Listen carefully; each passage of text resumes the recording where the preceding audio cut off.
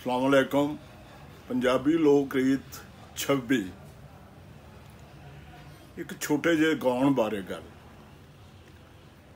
सरनामा दा उड्डी वे तिलियर कागा,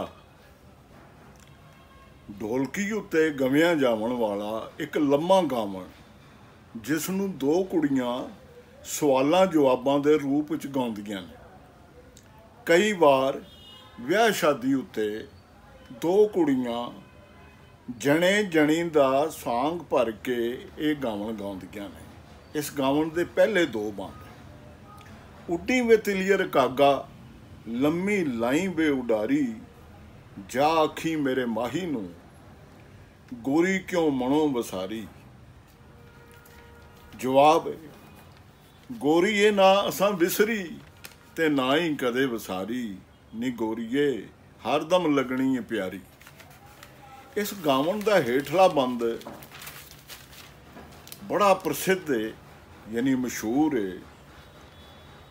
सुन वेखो, दिल का टुकड़ा मैं कागज़ बनावा, नैना दे कजले दी स्याही, हथां दी चीची मैं कलम बनावा, रो रो हंझवां दा पानी। दूजी है जी अज दी चीज़ 69।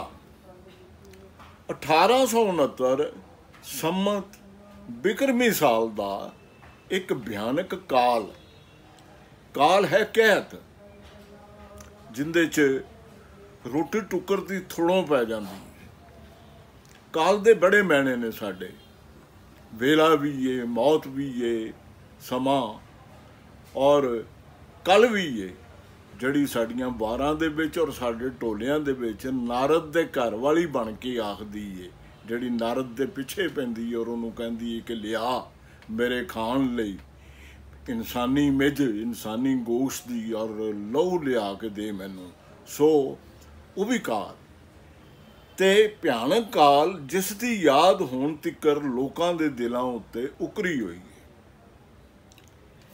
उदों कई सालां तक लगातार मीह नहीं सी पिया, ते अन्न दी थोड़ पारों लोकां ने जंगली बूटियां ते बिरछां दे पत्ते खा के गुजारा किया।